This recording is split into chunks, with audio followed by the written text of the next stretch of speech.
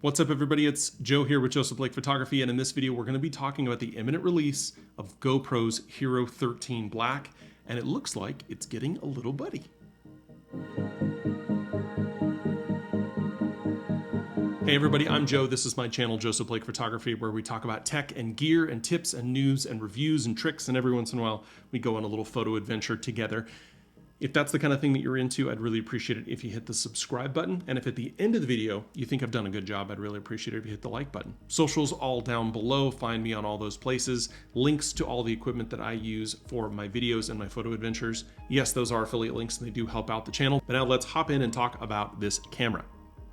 So it's September officially, and I think every September, except for one September, we get a updated GoPro. So we are expecting to see a new GoPro here in the next couple of days, probably on the 5th of September, so keep your eyes peeled for that. But just in the last day or so, we've learned some additional information about the Hero 13 Black, which is that it will be coming with a slightly larger battery, a slightly different shape in terms of the battery, as well as the camera itself, which probably means that we will be lacking backward compatibility for some of their batteries, as this will be a 1900 milliamp battery for additional time. They're saying up to 4 hours of 1080p and an hour and a half of 4K footage. We're also going to be getting a bump in the processor. This is the first time we've seen a new processor in the GoPro in 3 years. And we are expecting that to bring along with it improved performance, improved capability, better battery life, improved low light and noise reduction. Also learning that we're going to be getting 4K at 240 frames per second. So a super slow-mo mode in the 4K. We don't know if that's going to be a cropped sensor situation, if it'll be the full width of the sensor, if we can get that full 8x7 sensor at 240 frames a second, we'll see, and whether or not you can do this both in vertical and horizontal. They're also going to be introducing a new Hypersmooth version 5 into this camera, and as I talked about in my previous video, I'll link that up above as well as down below.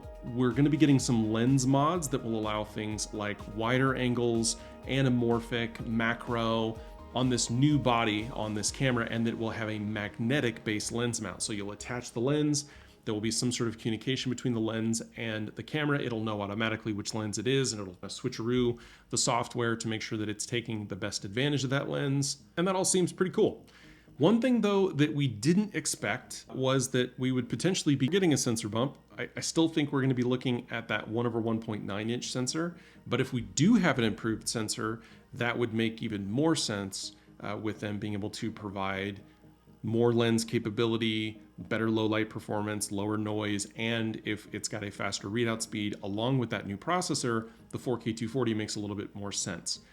I've said this before, I think DJI with the Osmo Action 4 and the upcoming Action 5, they're eating GoPro's lunch with the larger sensor size, and I think that is going to be key to GoPro's continued success. Physically, the only thing that we know is that it's going to have potentially a heat dissipation grill on it for the 13 Black. But now what we're hearing is that there may actually be a different version, the GoPro Mini. If you remember the GoPro Mini, the little cubes that you used to be able to get, those are super popular for folks doing action where they didn't want a big GoPro on their head or on their chin mount or on their chest mount. They wanted something small and easy. They didn't need a screen, controls. They just want to set it, hit record, and go. And it looks like we might be getting something like that. Also very popular with the FPV DIY drone community. And since GoPro doesn't really make a drone anymore, I think it would be great if they got back into producing some of the components that drone makers are really interested in using. And this particular camera looks like it is a smaller version of the GoPro. It doesn't have the front screen, and it looks like it's just all grill on the front.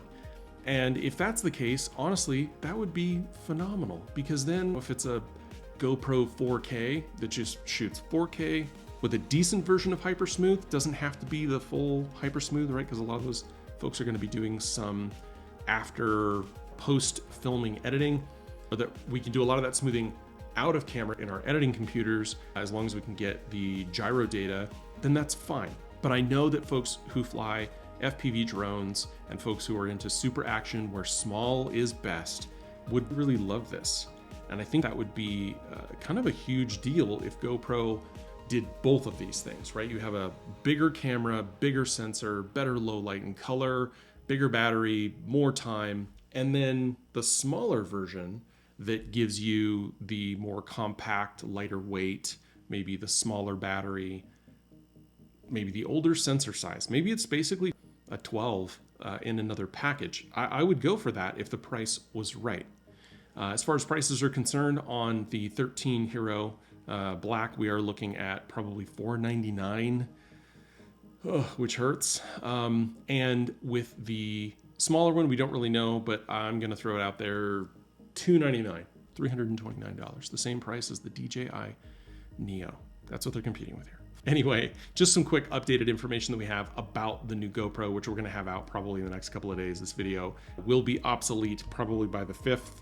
But if this is the kind of thing that you're into, just quick info, go ahead and hit the subscribe button, go and hit like, socials all down below. Links down below are affiliate links. If you click on those, it does help the channel, and I'd really appreciate it if you went through those.